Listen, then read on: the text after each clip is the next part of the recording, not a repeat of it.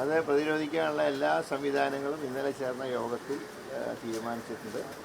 ഒന്ന്, പരിസരങ്ങൾ വളരെ വൃത്തിയായി സൂക്ഷിക്കാനും അതോടൊപ്പം തന്നെ ചികിത്സയ്ക്ക് എത്തുന്നവർക്ക് ചികിത്സ ചെയ്യാനുള്ള സംവിധാനങ്ങൾ ഒരുക്കിയിട്ടുണ്ട്.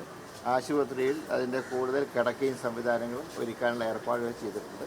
പ്രാഥമിക ആരോഗ്യ കേന്ദ്രങ്ങളും കമ്മ്യൂണിറ്റി ഹെൽത്ത് സെൻ്ററുകളിലും ജില്ലാ ആശുപത്രികളിലും മെഡിക്കൽ കോളേജുകളൊക്കെ അതിനുള്ള സംവിധാനങ്ങൾ ഒരുക്കാൻ ആവശ്യപ്പെട്ടിട്ടുണ്ട്. ആവശ്യത്തിലുള്ള മരുന്നുകൾ നൽകാനുള്ള സംവിധാനം ഉണ്ടായിട്ടുണ്ട്. അതോടൊപ്പം തന്നെ ഈ പ്രധാനപ്പെട്ട പല രോഗങ്ങളും തടയുന്നതിൽ ലോക്കൽ ബോഡിയുടെ സേവനം ആവശ്യമാണ്. ഈ വൃത്തിയില്ലാത്ത പരിസരമാണ് പലപ്പോഴും പല രോഗങ്ങളും ഉണ്ടാക്കുന്നത്. അപ്പോൾ അതുകൊണ്ട് അവരെ കൂടെ വിളിച്ചു ചേർത്ത് വിപുലമായിട്ടൊരു യോഗം ഈ ആഴ്ച തന്നെ വിളിച്ചു ചേർക്കാൻ തീരുമാനിച്ചു.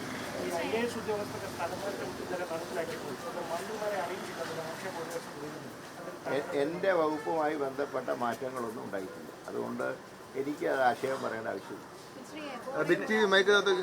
എബോളയെ കുറിച്ച് അങ്ങനെ ആശങ്കപ്പെടേണ്ട കാര്യമില്ല. അതിൻ്റെ ഈ രോഗത്തും ഇതുവരെയായിട്ട് ഇന്ത്യയിൽ ഒരിടത്തും റിപ്പോർട്ട് ചെയ്യപ്പെട്ടിട്ടില്ല.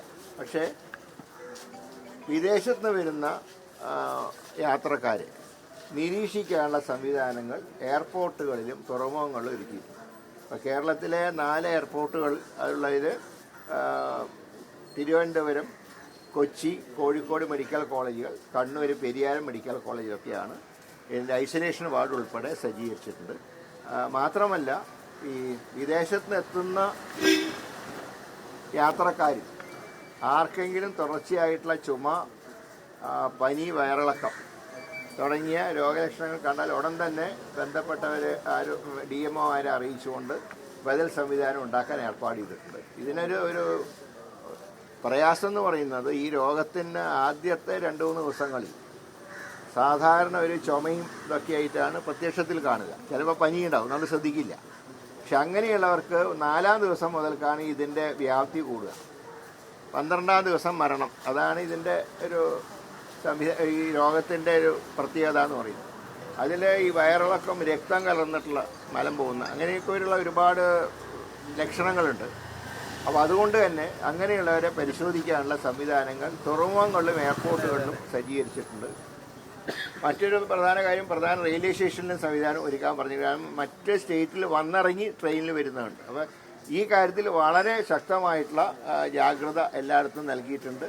അതിൻ്റെ സംവിധാനങ്ങൾ ഒരുക്കിയിട്ടുണ്ട്. ഇത് ഇപ്പോൾ ഭയപ്പെടാനൊന്നുമില്ല. എങ്കിലും വിദേശത്ത് വരുന്ന യാത്രക്കാരെ കൂടുതൽ നിരീക്ഷിക്കാനുള്ള സംവിധാനങ്ങൾ ഒരുക്കിയിട്ടുണ്ട്.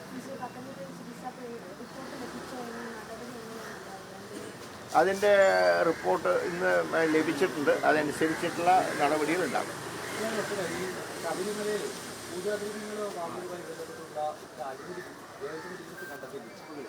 അതിൻ്റെ റിപ്പോർട്ട് ഞാൻ കണ്ടിട്ടില്ല. കണ്ടാൽ അത് സംബന്ധിച്ച് ശക്തമായിട്ടുള്ള നിലപാട് സ്വീകരിക്കും, ആരാണെങ്കിലും. അല്ല, കുറ്റക്കാരാണെന്ന് കണ്ട് ആരെയും സംരക്ഷിക്കില്ല. ദേവന്റെ സ്വത്തിൽ കൈയിട്ട് വാരുന്ന ഒരാൾ, ഏത് പാർട്ടിയാണെങ്കിലും ശക്തമായിട്ടുള്ള നിലപാട് ഗവൺമെൻറ് ഭാഗത്തും സ്വീകരിക്കും.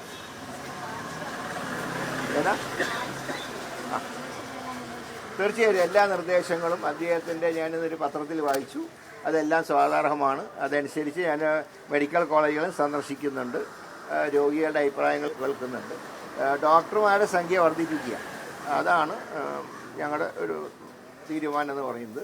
കാരണം പല ഡോക്ടർമാർക്കും ഈ ഡോക്ടർമാരുടെ എണ്ണം കുറവായതുകൊണ്ട് വേണ്ടത്ര അവർക്ക് ചിലപ്പോൾ ജാഗ്രത കിട്ടില്ല. അത് എല്ലാവർക്കും പതിവാണ്. ഇപ്പോൾ ഞങ്ങൾക്കും ഒരുപാട് ഇൻസിഡൻസ് വന്നു കഴിഞ്ഞാൽ ചിലപ്പോൾ പൊതുപ്രവർത്തകരുടെ മൂടും തെറ്റുമല്ലോ. അപ്പോൾ അത് ആവർത്തിക്കാതിരിക്കാൻ ഡോക്ടർമാരുടെ പോസ്റ്റുകൾ കൂടുതൽ ക്രിയേറ്റ് ചെയ്യാൻ തീരുമാനമെടുത്തിട്ടുണ്ട്.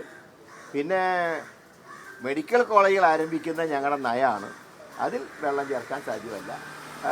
തിരുവനന്തപുരത്തെ 2ാമത്തെ medical college, Harippad medical college, അത് ഞങ്ങൾ ആരംഭിക്കും. അതോടൊപ്പം തന്നെ നിലവിലുള്ള മെഡിക്കൽ കോളേജുകളുടെ സൗകര്യങ്ങൾ വർദ്ധിപ്പിക്കുകയും ചെയ്യും.